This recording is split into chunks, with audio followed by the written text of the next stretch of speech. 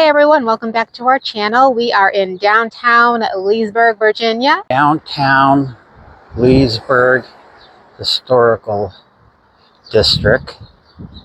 There's some really old houses here. It's pretty cool. Some really old buildings. And this building specifically says nothing happened. That is hilarious.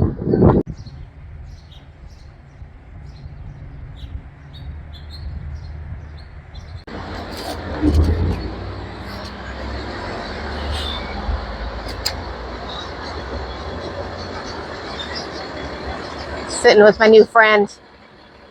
How you doing? Okay, this is the Tally Ho Theater. It opened during the Depression era, and it was Clark Gable's movie Sporting Blood that was the premiere movie on opening night. So now this theater is basically a place for, it's a big music venue for cover bands. They do have a few people that are famous that come here and play. It's too bad I couldn't go inside. It's not open at the moment. But man, this would be great. Lunchtime.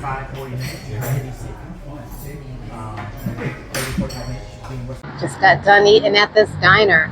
Oh, that food was excellent. Service was excellent. And the prices were reasonable.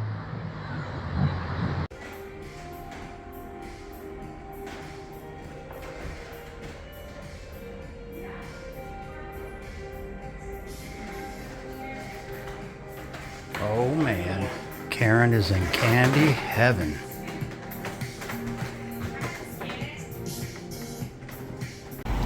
Going into Mom's Apple Pie. They got all sorts of goodies in here. Let's see what we come out with. All right, we came out with Mom's Bourbon Walnut Pie. Yes, I can't wait to taste it. And we're gonna try out this Some local coffee. Lone Oak Coffee house blend. And then Rick got 2 giant Beautiful cookies. Oatmeal, raisin, chocolate chip, and M&M. Whoa. Come on now. Can we say diabetes?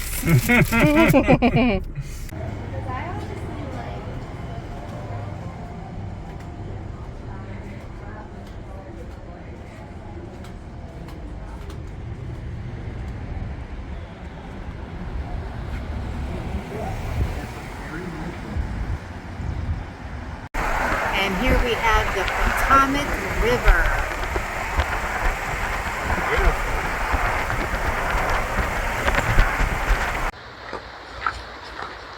We're taking a hike down this trail. Supposedly, we are going to encounter Piney Falls Waterfall. Piney is like a pine tree. So, now, where do we go? Left? Or keep going straight? I'm not sure. I hear some water this way, so we'll check this out. Oh, I see some water. Okay, looks like we found it. Look at this tree that fell. So right behind Karen, you can see the roots of that tree. It's beautiful. That is ridiculous.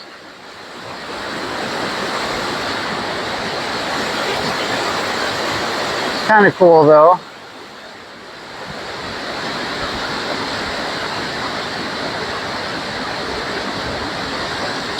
This must go into the Potomac River because we're like maybe probably a quarter of a mile from Potomac River.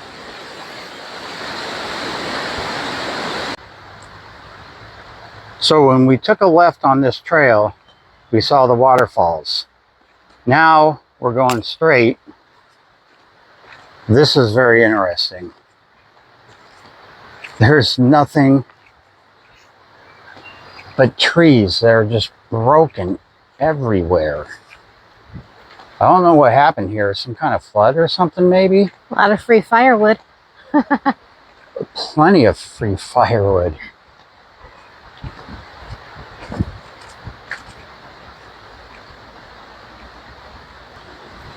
It looks like we were a lot closer to the Potomac River than I thought. Because there it is.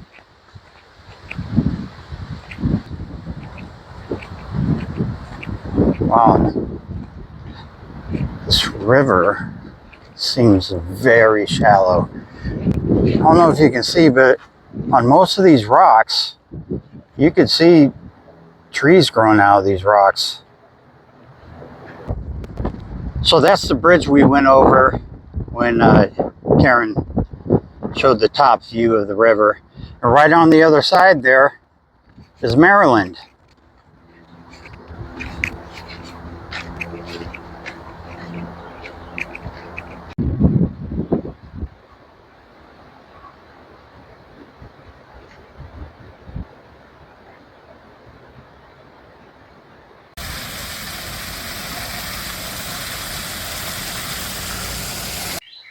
Where we are standing right now was the busiest corner of Virginia for 3 days in June 1863.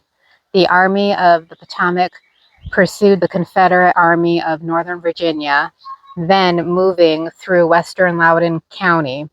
General Joseph Hooker, commander of the Army of the Potomac, had orders to keep his army between the Confederates under General Robert E. Lee and Washington, D.C. The Potomac River was an impediment to that mission. Hooker directed his engineers to build a pontoon bridge to span the Potomac at the north side of Goose Creek to ease his situation. Engineers completed that bridge on June 21st to allow supplies to flow from Washington to federal troops operating in Loudoun County. However, when General Hooker learned that Lee's army was invading Pennsylvania, he directed his army to cross over the bridge into Maryland. To facilitate this, he ordered another bridge laid across the Potomac on the south side of Goose Creek. From June 25th through the 27th, more than 75,000 infantrymen, 15,000 cavalrymen, 369 artillery pieces, 3,000 supply wagons, and 35,000 horses crossed these two bridges.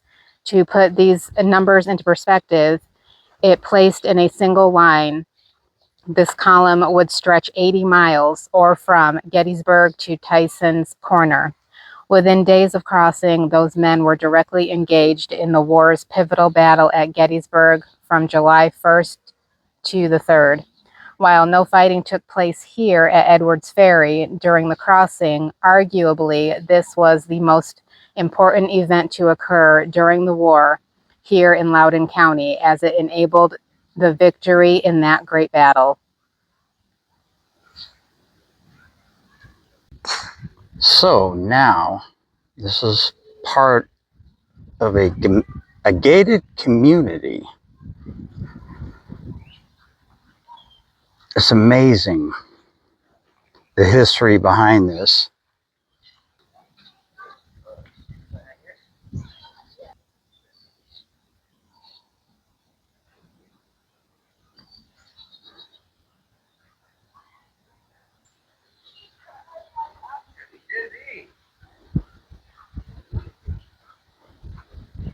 It is pretty amazing that this community is part of the many pieces of history of the Civil War.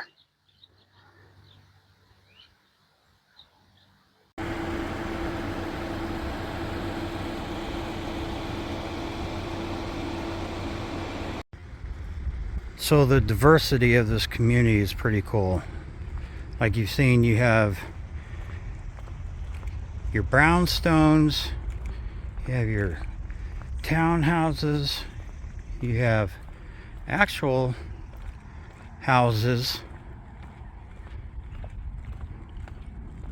It's pretty nice. And there is no purging allowed, which is extra nice.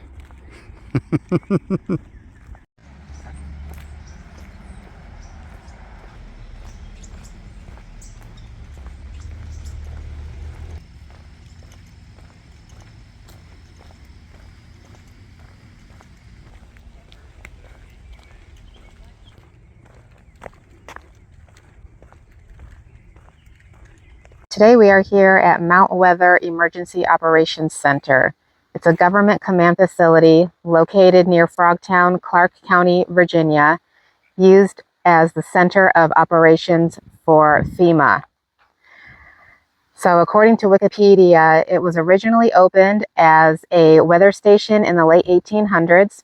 Mount Weather transformed during the Cold War into a bunker and command center designed to house government leaders in the event of a nuclear war or major disaster. Pause. Okay, so we're going to have to finish this little history lesson back in the car here. Go ahead and finish reading that Wikipedia information.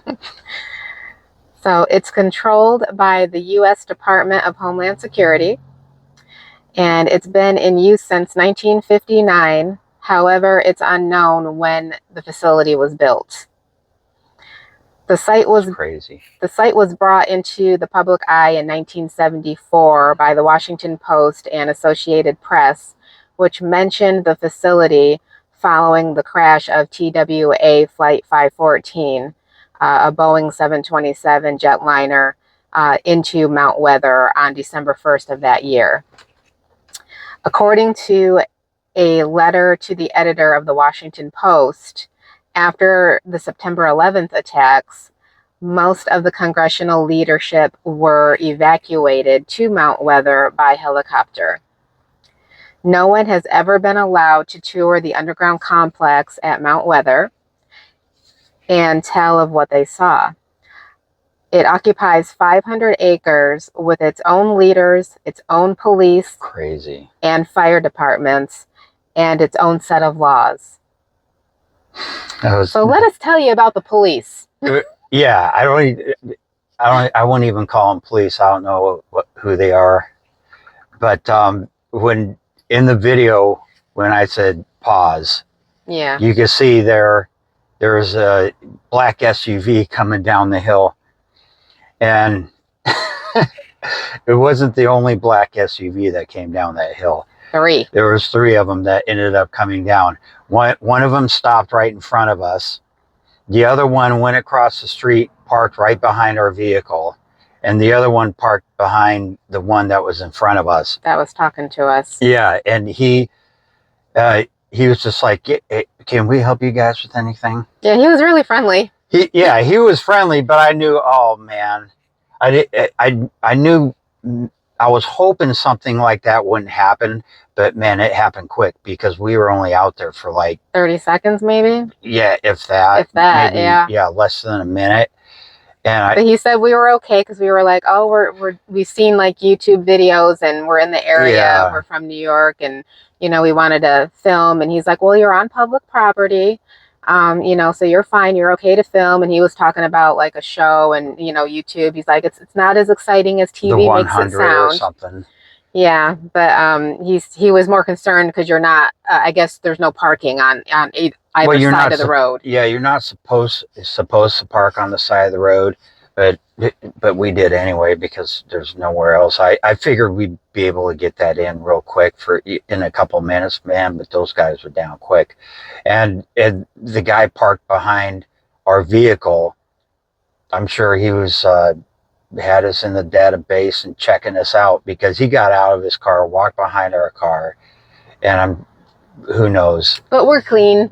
We're clean, but it was weird. And then the guy who got out of his SUV behind the guy who was talking to us, he his face did not look happy at all. No, the guy talking to us was like smiling. He and was smiling, talking, but I think he had to just to be that way. but the guy behind him, But the guy behind him, oh man, he was stone face. And I was like, all right, sorry to disturb you guys. We'll get going now. And and we just drove down the mountain. Just drove all the way down the mountain the opposite way we came. And I was just like, okay, we're gonna find our way out of here. But man, talk about, I mean, these were black SUVs. They didn't say police on them. They were unmarked. They were unmarked. They didn't have anything. The guys that got out of the car, they didn't say law enforcement or anything, but they had the big vests on. They looked like they were ready for war or something. And it was pretty interesting. But yeah, that place, it's kind of cool. You know, Yeah. I mean, you don't see much because there's a fence around that whole all the acres, 500. all the acres. Yep. There's a fence, and it says U.S. property, no trespassing.